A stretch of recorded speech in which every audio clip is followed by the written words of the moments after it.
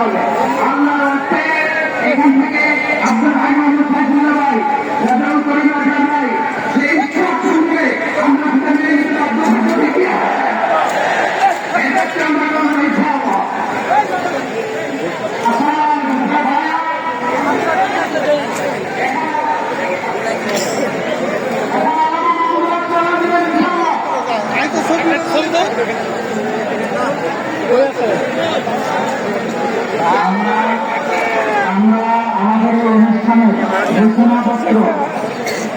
আমরা আমাদের অনুষ্ঠানের ঘোষণাপত্র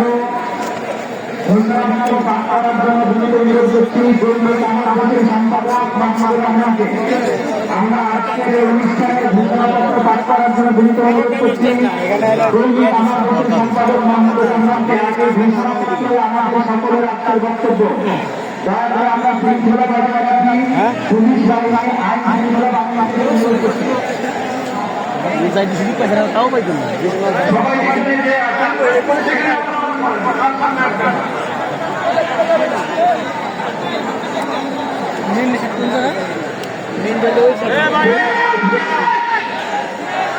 আমি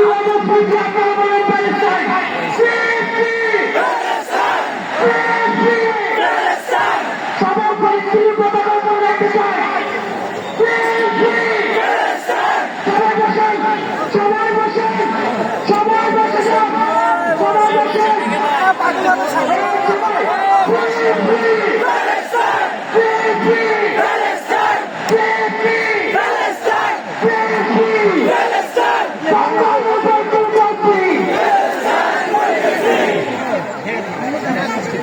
না না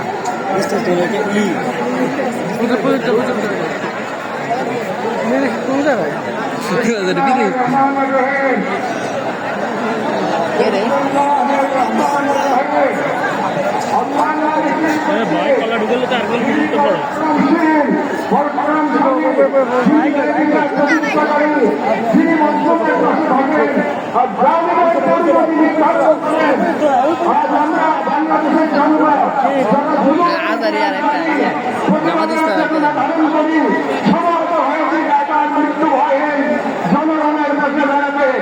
আজকের এই সমাবেশ কেবল প্রতিবাদ নয়, এটি 2017 আমাদের জন্য একটি সমাজ। এই পদযাত্রা ধন্যবাদ থেকে আজ আমরা প্রার্থিত করে আমাদের দাবিগুলো উপস্থাপন করব। আমাদের প্রধান দাবিগুলো জাতিসংঘ আন্তর্জাতিক সম্প্রদায়ের দাবি। যেহেতু জাতিসংঘ আন্তর্জাতিক সম্প্রদায় সকল জাতির অধিকার রক্ষা দখলদারিত্ব গণহত্যা রোধের সংকল্প প্রকাশ করে এবং আমরা দেখেছি গাজায় প্রতিদিন যে রক্তপাত যে ধ্বংস চলছে তা কোনো একক সরকারের ব্যর্থতা নয়, বরং এটি একটি আন্তর্জাতিক ব্যর্থতার ফল।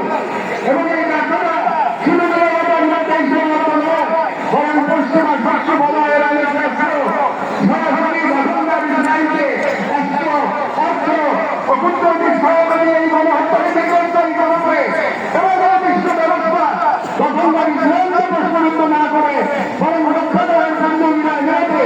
যেহেতু আমরা জাতিসংঘ ও আন্তর্জাতিক সম্প্রদায়ের প্রতি জোরালো দাবি জানাচ্ছি, জাতীয়তাবাদী ইসরায়েলের গণহত্যার বিচার আন্তর্জাতিক আদালতে নিশ্চিত করতে হবে। গণহত্যা বন্ধ কার্যক্রম ও সম্মিলিত পদক্ষেপ গ্রহণ করতে হবে। 1967 সালে পূর্ববর্তী ভূমি ফিরিয়ে দেওয়ার জন্য বাধ্যবাধকতা তৈরি করতে হবে। পূর্ব জেরুজালেমকে ফিলিস্তিন রাষ্ট্রের রাজধানী হিসেবে আন্তর্জাতিকভাবে স্বীকৃতি দিতে হবে। ফিলিস্তিনের রাষ্ট্র নিয়ন্ত্রণ, নিরাপত্তা এবং রাষ্ট্রের সার্বভৌমত্ব প্রতিষ্ঠার পথ উন্মুক্ত করতে হবে। এই মুহূর্তে বিশ্ব ব্যবস্থা যে ন্যায়ের উপর সরে আছে, গাজা ধ্বংসস্তূপে সেই মুখোশ প্রশ্ন করেছে। আমাদের দ্বিতীয় দাবিগুলো মুসলিম উম্মাহকে নিন্দা প্রতি। যেহেতু আমরা বিশ্বাস করি ফিলিস্তিন যেমন একটি ভূখণ্ড নয়, এটি মুসলিম উম্মাহর আত্মপরিচয়ের অংশ এবং গাজা এখন কেবল একটি যুদ্ধবিধ্বস্ত শহর নয়, এটি আমাদের সম্পূর্ণ যথার্থতার বেদনাদায়ক প্রতিচ্ছবি। এবং উম্মাহর প্রতিটি সদস্য, প্রতিটি রাষ্ট্র এবং প্রতিটি নেতৃত্বের মধ্যে অর্পিত সেই আমানত যে আলাদা প্রদত্ত ভ্রাতৃত্ব ও একটি অবৈধ দখলদার গণহত্যাকারী রাষ্ট্র যা মুসলিমদের দক্ষিণরা ও একটা পুরো জনগোষ্ঠীর অস্তিত্ব নিশ্চিন্ন করতে সর্বশক্তি নিয়োগ করেছে এবং ভারতের হিন্দুত্ববাদ আজ এই অঞ্চলের চ্যালেঞ্জ পরিণত হয়েছে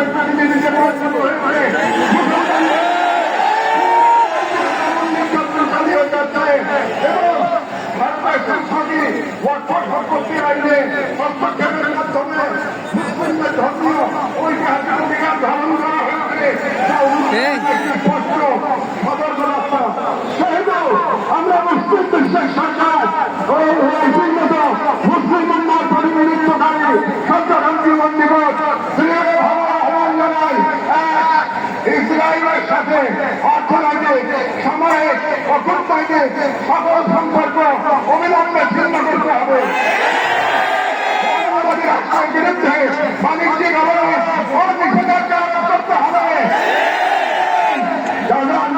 জনগণের পাশে চিকিৎসা স্বাস্থ্য আবাসন ও প্রতিরক্ষা সহযোগিতা সহ সর্বাত্মক সহযোগিতা দিয়ে দাঁড়াতে হবে আন্তর্জাতিক পর্যায়ে ইসরায়েলকে একভাবে করতে সক্রিয় কূটনৈতিক অভিযান শুরু করতে হবে আমাদের দোষর ভারতের হিন্দুত্ববাদী শাসনের অধীনে মুসলিমদের অধিকার হারান বিশেষ করে অর্থ আইনে রাষ্ট্রের বিরুদ্ধে ওআইসি ও মুসলিম রাষ্ট্রগুলোকে দৃঢ় প্রতিবাদ ও কার্যকর কূটনৈতিক অবস্থান নিতে হবে রাষ্ট্রসভাকে আমরা নিশ্চিত হওয়ার আগে সম্মানের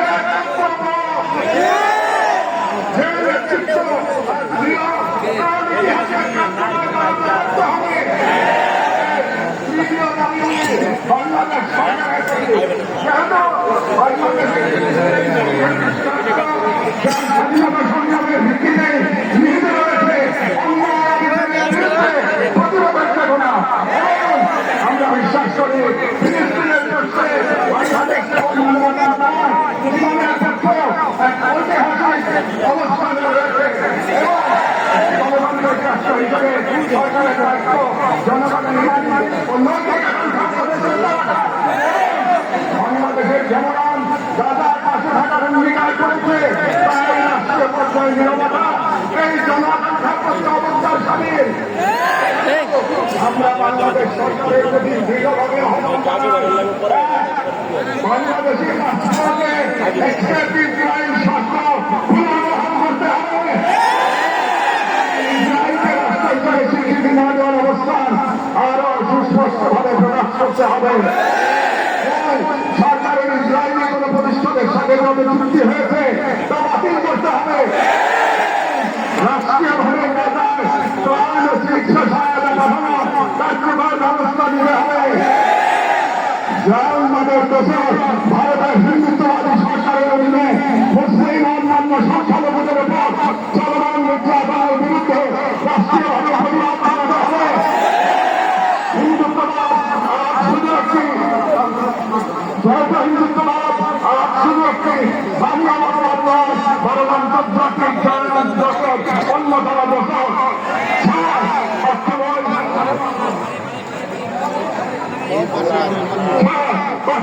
শিক্ষানীতিতে আলাদা এবং মুসলিমদের সংগ্রামী ইতিহাসকে অন্তর্ভুক্ত করতে হবে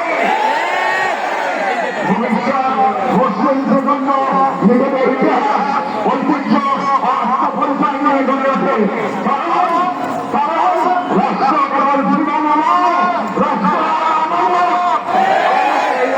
রক্ষা করতে না পারলে ইতিহাস আমাদের ক্ষমা করবে না সর্বশেষ স্বাধীনতা নিজেদের প্রতি যা মূলত একটি অঙ্গীকার দ্বারা যেহেতু আমরা বিশ্বাস করি তেমন একটি সামান্য এটি অংশ এবং আমরা জানি বাইপ্রান্তের গোষ্ঠী অন্য কারো হাতে না আমাদের এই প্রজন্মের হাতে ধরে থাকবে আমরা বুঝি জাতীয়তাবাদের প্রতিষ্ঠা মূলত আমাদের নিজেদের আত্মবিশ্বাসের ফল এবং আজ যদি আমরা প্রস্তুত না হই তাহলে আল্লাহ করুন তাহলে আমাদের সন্তানরা হয়তো আমাদের বাংলাদেশ পাবে যেখানে হিন্দুত্ববাদ ও জায়নবাদ একত্রে নতুন গাজা তৈরি করবে এবং গাজা আমাদের জন্য হয় না, যেখানে আমরা দেখতে পাই কিভাবে বিশ্বাসী হয় কেমন বসে থাকা সংগ্রামে দূরে থাকা, সেহেতু আমরা ওই মাটির মানুষ, এই মুসলিম ধর্মের মানুষ, এই বাংলার সরকার,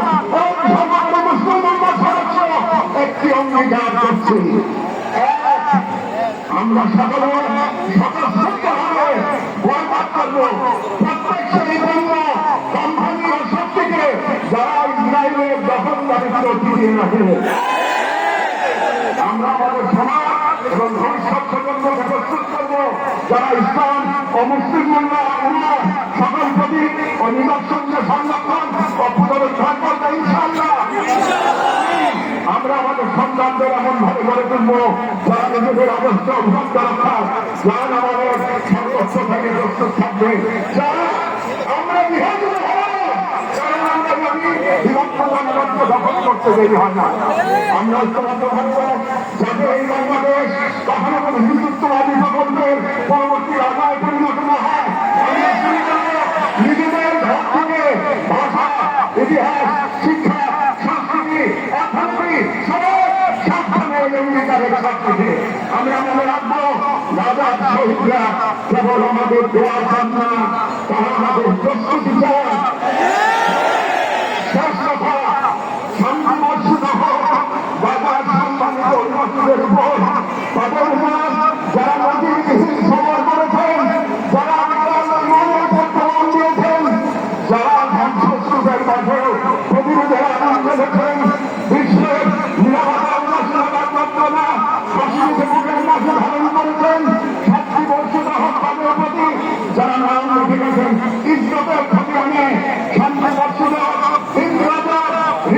এবং ভাবিয়ানি সহ সকল শহীদদের উপর যাদের রক্ত দ্বারা গাজা পবিত্র ভূমি আরো পবিত্র হয়েছে, যাদের চোখে ছিল প্রতিরোধের অগ্নিশিখা, শান্তি বর্ষিত বাইতুল মুকাদ্দাসের বর্ধিত অধিবাসীদের উপর যাদের হৃদয়ে এখনো ধন্য হয় অল্প অল্প সময়ে যাদের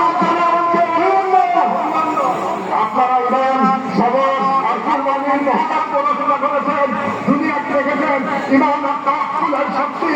আমরা বাংলাদেশের মানুষ সরকার আর সামরিকতার ভূমি থেকে দাঁড়িয়ে আপনাদের সালাম জানাই, আপনাদের শহীদদের প্রতি ভালোবাসা ও শুভেচ্ছা জানাই। আর আমাদের কণ্ঠ উচ্চারিত হয় তুই সবাই কখনো বানিয়ে না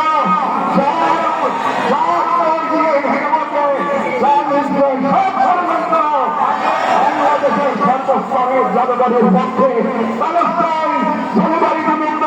বাংলাদেশ